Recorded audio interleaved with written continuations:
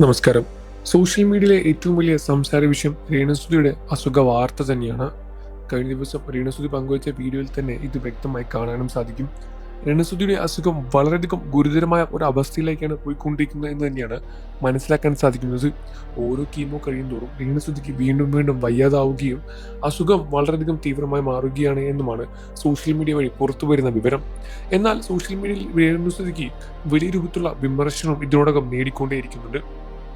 Cancer ബാധിച്ച ഒരാൾ എങ്ങനെയാണ് ഇത്രയും മനോഹരമായി ചിരിക്കുകയും ഇത്രയും നന്നായി സംസാരിക്കുകയും സന്തോഷിക്കുകയും ചെയ്യുന്നത് എന്ന് തന്നെയാണ് പ്രേക്ഷകർ ഇതിന് കാണിക്കുന്നത്.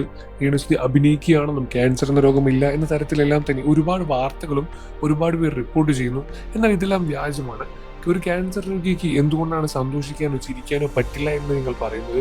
അത് തികച്ചും തെറ്റായ ഒരു കാര്യമാണ് എന്നും രേണുസുതിയുടെ അസുഖം ഭേദമാകാൻ വേണ്ടിയാണ് നമ്മൾ പ്രാർത്ഥിക്കേണ്ടത്. അതിനു പകരം രേണുസുതിക്ക് എന്തുകൊണ്ട് അസുഖം ഭേദമാകുന്നു എന്ന് ചോദിക്കുകയല്ല ചെയ്യേണ്ടത് എന്നുമാണ് സോഷ്യൽ മീഡിയ ഉന്നയിക്കുന്ന കാര്യം. രേണു ഓരോ വീഡിയോ പങ്കുവയ്ക്കുമ്പോഴും തൻ്റെ അസുഖത്തിൻ്റെ അവസ്ഥയെപ്പറ്റി പൂർണ്ണമായും സംസാരിക്കാറുണ്ട്. അതുമാത്രമല്ല ഗിച്ചുവുമായുള്ള പ്രശ്നങ്ങളെല്ലാം തന്നെ ഇതിന് വലിയൊരു കാരണമായി ചൂണ്ടിക്കാണിക്കുന്നുണ്ട്. രേണുസുതിയുടെ അസുഖമെല്ലാം എത്രയും പെട്ടെന്ന് ഭേദമാകാൻ വേണ്ടി തന്നെയാണ് പ്രേക്ഷകരും കാത്തിരിക്കുന്നത്. അസുഖം വന്നതോടുകൂടി തന്നെ വലിയ രൂപത്തിലുള്ള വരുമാന മാർഗം നിലയ്ക്കുകയായിരുന്നു രേണുസുതിയുടേത്. പിന്നീട് യൂട്യൂബ് മാത്രമാണ് രേണു മുന്നോട്ട് കൊണ്ടുപോയത്. യൂട്യൂബ് ചാനൽ ഉള്ളതുകൊണ്ട് തന്നെയാണ് രേണു വീണ്ടും മുന്നോട്ട് സജീവമായി തന്നെ പോയിക്കൊണ്ടിരിക്കുന്നത് എന്ന് തന്നെയാണ് മനസ്സിലാക്കാനും സാധിക്കുന്നത്. എന്നാൽ യൂട്യൂബിൽ വീഡിയോസ് നിരന്തരമായി ഇടാൻ കഴിയാത്തത് ഇതിന് ഒരു കാരണമായും കാണിക്കുന്നുണ്ട്. ഇതും ഒരു പ്രശ്നമാണ് എന്നും ഉടനെ തന്നെ വലിയൊരു വരുമാന മാർഗം കണ്ടുപിടിക്കണം എന്ന് തന്നെയാണ് പ്രേക്ഷകരും പറയുന്നത്.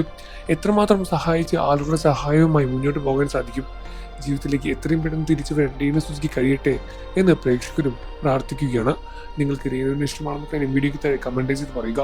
വാർത്തകളും വിശേഷവും എത്രയും പെട്ടെന്ന് അറിയാൻ നമ്മുടെ വീഡിയോ ലൈക്ക് ചെയ്ത് ചാനൽ ഇപ്പോൾ തന്നെ സബ്സ്ക്രൈബ് ചെയ്ത് സപ്പോർട്ട് ചെയ്യണം ഫ്രണ്ട്സ്.